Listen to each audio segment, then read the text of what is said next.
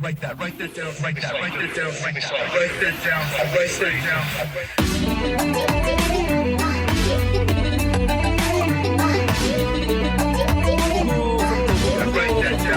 Oh, I saw a picture of you on Twitter with Miyato Sensei from UWF. Oh, okay, yeah, I went there Saturday morning.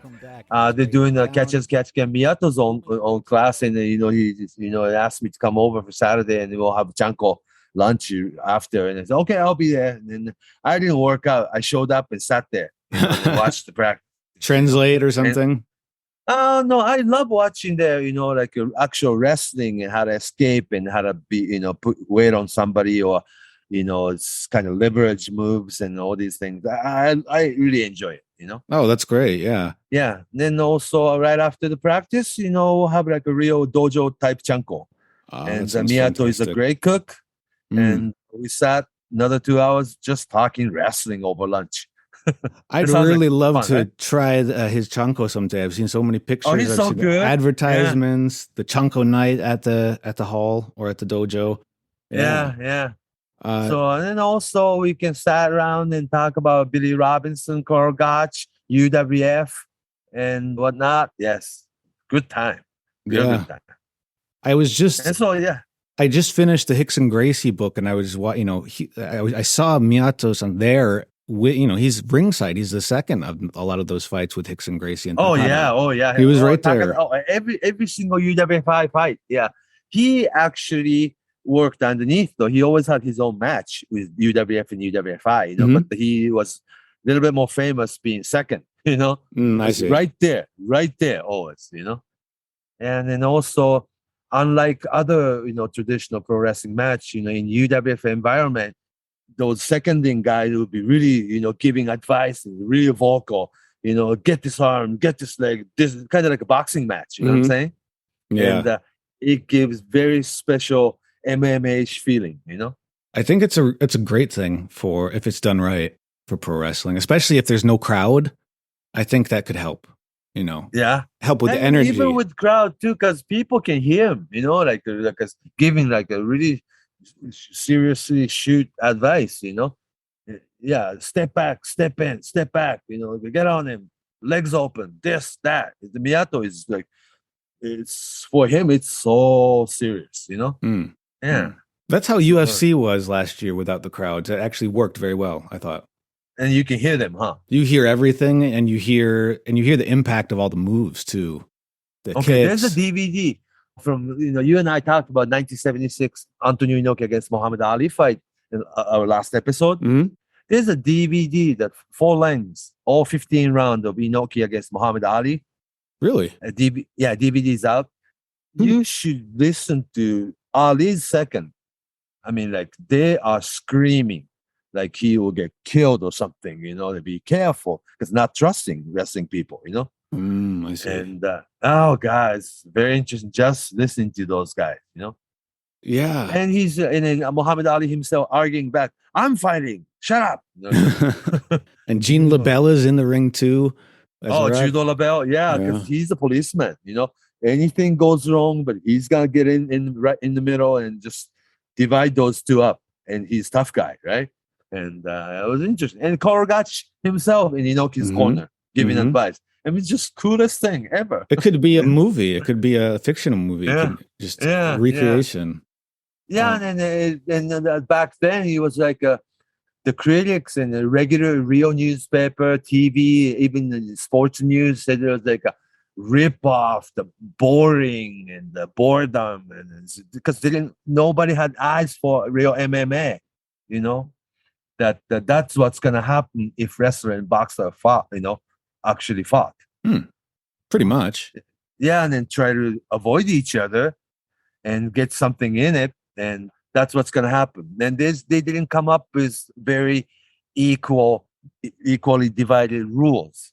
I mean, there's no equal, because one's gonna box and one's gonna wrestle. And boxers don't want you to wrestle, and wrestlers don't want you to box. You know what I'm saying? And that's the for the fans, that's something that they need something more than just a technique fight. Like a jiu-jitsu fight is not going to do anything for a crowd. They need some kind of styles clash, because We all want to know what's going to happen. And the Gracie people ended up laying on their back most of the time.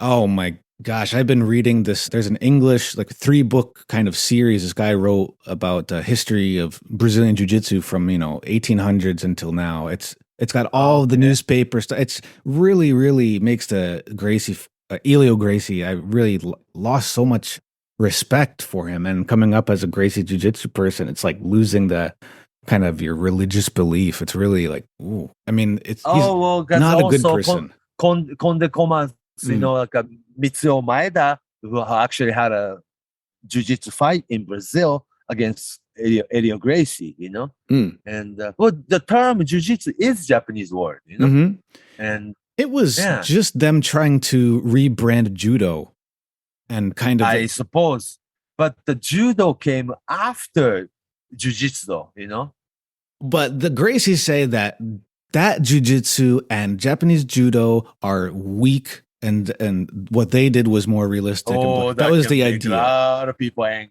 And the other situation I think, and it's not addressed enough, is that, if we fast forward to the 90s, Anjo and Rickson Gracie, okay, we know what happened, but Elio Gracie and Carlson Gracie, they would do the same thing. They were famous for that in Brazil. They would go to people's dojos or call people out in the news and really, really trash them pro wrestling style.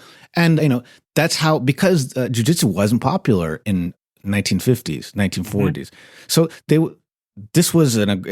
Elio Gracie was an aggressive marketing guy, and he was trying to get this name of Brazilian Jiu-Jitsu out. It's different. It's more focused on grappling, and it's for self-defense. It's more effective, and rich and famous celebrities do it. And it's just not judo. It's better than judo, and that's what he was trying to pitch. But when you read the full story, there's just a lot more to it. And anytime that the Gracies would agree to these fights, they would have these crazy special rules that you don't see in any other fights, and it's not something that developed into anything. It's just the family's, way of defending this philosophy. Yeah. Oh yeah, total advantage. And it's funny because with the Kimura and Elio Gracie things that happened in the 50s, and then it almost kind of repeated itself at Pride with the Gracie and Sakuraba, the Japan versus Brazil. Different philosophies, fighting against each other, and the idea of the people having to agree to change the rules for the Gracies. When, if you look back 20 years, and you could see how things developed. It's more like, oh man, it's not what. I don't know. I have complex feelings about it. I don't know how I feel completely. Oh, very much so. And also over here in Japan, that the interpretation and like a perception of Rickson Gracie and Horio, what's the other one that from UFC winner, original UFC winner? Hoist, younger brother, Hoist, and Rickson, older brother. Mm-hmm. Those are the two different school. That's how we perceive in Japan. It's true. Actually, yeah, it's true. It's a two different business now. But it's like, if it's a real martial arts, and they grew up together, and in the martial arts world, it's you will have the brotherhood, right? But those are like two different marketing. The way you market, to do the marketing on Rickson Gracie, and the way you marketed Hoist is two different business or something. I belong to Renzo Gracie in New York, and that's a different. Okay, Renzo, that's another that's East Coast. Renzo was different. He has his.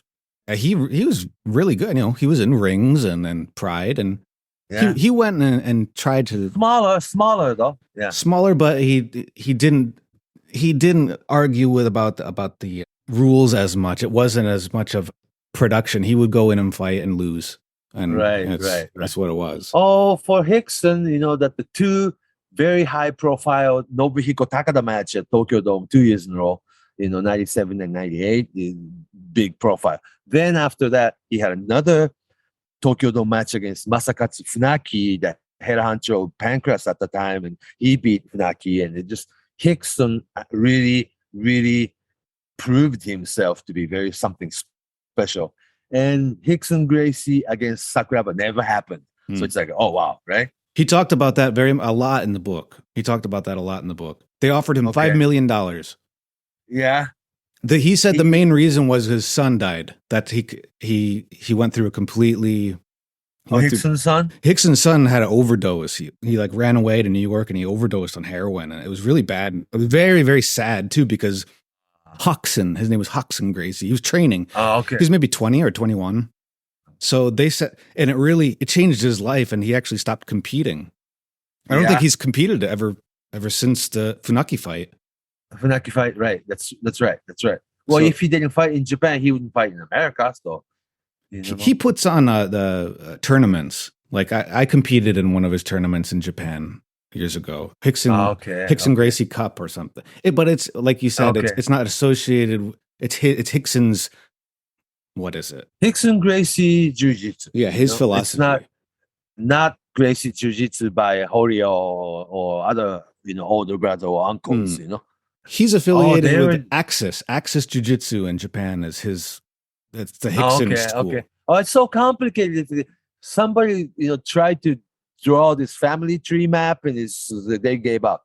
Yeah. Well, there's a lot of not bullshit under there, but there's a lot more going on, and pro wrestling is such a big part of it too. Pro wrestling has always been a part of it. Inoki's, you want to beat famous wrestler.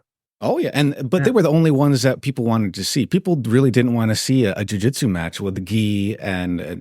No, it's a mixed martial arts. It's a curiosity, yeah. And there was something that developed. Teleketch? It's Brazilian pro wrestling. Like it was like kind of like lucha with British wrestling. They had their own style. It's pretty much too far away from me. Yeah, I'm just. It's very hard to even find on YouTube, but I'm just reading about it in these books. But it was all connected with the Gracies. They were doing pro wrestling. From a wrestling community standpoint, that these early MMA, including Gracie school wrestling, jiu-jitsu, they really stole a lot of wrestling fans. And a lot of the wrestling fans in late 90s into millennium, they didn't come back to wrestling. You know what I'm saying? They stole wrestling fans because in even very loyal wrestling fans' eyes, if it was real, it would look like this. You know what I'm saying? They did a better job at selling that kind of that reality commodity to people. Commodity, yeah. But the issue is that it's about 95% real in ways. But it's not. See, MMA is not just about jiu-jitsu and Brazilian. Oh, it's different now.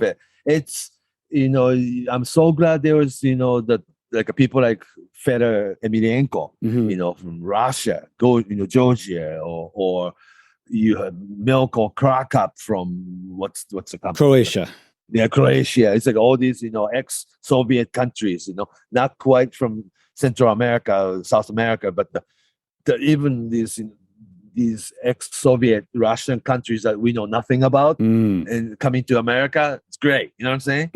And that makes not just Japan and Brazilian, but the Russians and European and makes more international, That's the really sad part about how the pro wrestling developed in North America is because Russia, Iran, these places are massive for MMA right now. Hot, and wrestling, but freestyle wrestling and Greco-Roman wrestling. Yeah. They have some of the best athletes in the world representing them too. The Khabib from UFC. The guy is a megastar. 28 million people watched his last fight last year in Russia. Yeah. But those are completely MMA fans from Russian, sure, yeah. population. I just it think doesn't have any link. Doesn't have any link to wrestling business. But that's the thing that I think it should. The roots and politics of the day caused these things not to be like pro wrestling and other cultures not to mix. But I think somehow like it's going to develop eventually. I don't know how it's going to develop, but I think it's to survive. I think it's going to be. I mean, how it's going to develop? What do you mean? Like how making a link with the pro wrestling business? I think the style of the content, is it going to be more realistic or less realistic if it's on a scale? Is it going to be more like, Well, if MMA becomes, less realistic, it's nothing to watch then. I mean, I'd much rather stick with what I like, which is pro wrestling, Yeah. I'm very curious about somebody who's 21 years old today, because that means It's a two different genre. It's like a boxing. I think there are a lot of ties to what I like in pro wrestling, to the, like, especially in the 90s in Japan and So do you like MMA-ish element in pro wrestling? Oh, of course. I really absolutely, and I feel personally, I mean, it's kind of, I just feel like if you I really don't anymore. That's what created the dark age of Japanese pro wrestling. Really. That's in Japan though. It never hit here. I can only talk about that from here. And you're right. It was the style. It was the style for the, like, like people like the Nobuhiko Takada, the king of UWFI. It was the closest thing to what MMA will develop years later. And then he was the most realistic pro wrestler and the best at it. Then have this Rickson Gracie match twice, get beat fairly easily. And the founder of Pancras, Masakatsu Funaki, and in a different promotion, created company was formed on just so they can produce this match, Funaki against Rickson Gracie, not under Pride rules or K1 rules. They created another company just so they can produce this Masakatsu Funaki against Rickson Gracie match at the Tokyo Dome. Sure enough, Funaki loses, and then it was like a beginning of the end for this, like a wrestling myth, at the end of the century. And it took wrestling industry 10 years or so to recover from that damage. Really. And style that we see now, like if you take New Japan, it's pretty far away from far away. It's more like the junior heavyweight style. It's a star-driven, star power entertainment, star power industry. That's right. Because you need a star, big star that people buy ticket for. And we pretty much had to wait until a rise of people like Hiroshi Tanahashi and Shinsuke Nakamura, to come up. Yeah, the superstars. The new generation superstar of 2000. Different look, different style. Already 2021. That's right. And Hiroshi Tanahashi in his 40s now. All of a sudden, just like John Cena. Like John Cena in his this SummerSlam match for the first time, looked at him. He's like, "Wow, he's a middle-aged John Cena we're watching." You know what I'm saying? Yeah. John Cena with his baseball cap and a t-shirt and matching wristband and all these things was a young superstar, right? And the top of his hair missing a little bit. And now we're watching 44-year-old John Cena. Oh my gosh, the time flies, And Tanahashi is also 44. And is still main eventing pretty regularly this year. Oh, because he works like Shawn Michaels in his A-game day. You know? Pretty emotional match he had recently with Kota Ibushi. I saw there was a lot of tears. That too. Yeah, and then also that this past Tokyo Dome, the single title match against your Shingo Takagi. No, it was really, really like a really Shawn Michaels Triple H type of wrestling match. Yeah, he had a match in Los Angeles last month too. That was really good. Him and Lance Archer. Exactly like you're talking about. More like young legend type, that Hiroshi Tanahashi or Minoru Suzuki or Satoshi Kojima for that matter. These and the Yuji Nagata, those veterans are being sent to America, while Kota Ibushi, the Shingo Takagi, the Naito, the Hiromu Takahashi, these guys are main eventing today's New Japan. You know what I'm saying? Yeah. And I'm not saying Tanahashi's old or, Nagata, Kojima, Minoru Suzuki, a little bit older, but they can still go, right? But they were for the market in America that they can still main event out there, So there's two separate groups, a little bit, for New Japan roster right now.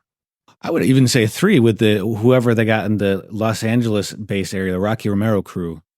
Right, but Yuji Nagata will be in there, and then